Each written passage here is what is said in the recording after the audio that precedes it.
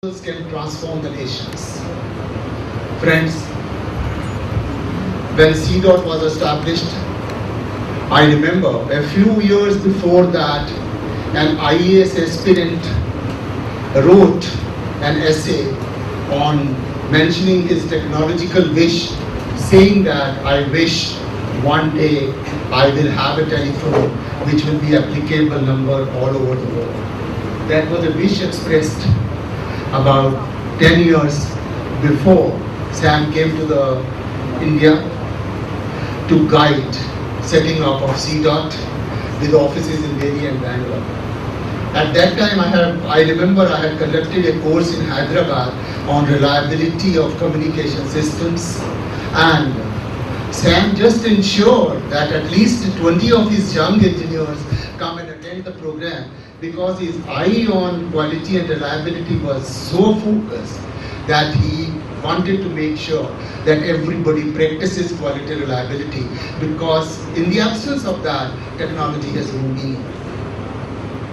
Friends, the culture of PCO, that you do not need to have a telephone possessed by you to be able to make a call. That was the time, mind you, when mobile phones were not there. And I remember I used to be at Kurukshetra. If I had to make a call to America, we'll book a call at about 4 o'clock in the evening, and at 12 o'clock in the night we were told today is over, tomorrow you book it again. That was the scenario of telecommunication when he landed on the scene. And he said, why should everybody have a landline? Mobile phones were still not there. He started the concept of PCOs. Many in the country believed whether this concept will succeed or not, but he ensured that the concept is not only technological feasible, but succeeds. That is where he distinguishes himself more than many technologists who believe that technology is their job.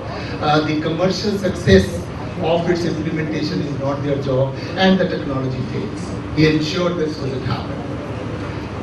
After the success of CDOT, when he revolutionized the country's telecommunication system, you are all now witness to that. You all now know how India is amongst the technologically leading country as far as usage of communication applications are concerned. We have one of the cheapest telephones in the world, we have the cheapest telecommunication rates in the world, and so on and so forth. And thanks for all this to a few, and first amongst those few is Mr. Sam Pitroda. Friends, I remember when I was president of Institution of Electronics and Telecommunication Engineers, we were celebrating our Golden Jubilee year, and we just wanted to recognize one individual by the Golden Jubilee Award of the institution who has done the maximum in the field of electronics and telecommunication and information technology in the country. And friends, we could not think of anyone else except Mr. Sam Pitroda to be given the Golden Jubilee Award for IETE, meaning thereby that to decide who has made the maximum impact in the country in this field was a very unanimous decision, which is not very easy amongst intellectuals of this campus. So friends, I am very happy that he found today time to visit the university, although he has a tight program including travel abroad this evening itself. He made sure that he visits us, and he has committed he'll visit us again in the main campus. I wish our students draw inspiration from his persona and try to make sure that things can succeed if you have the will to see that they succeed.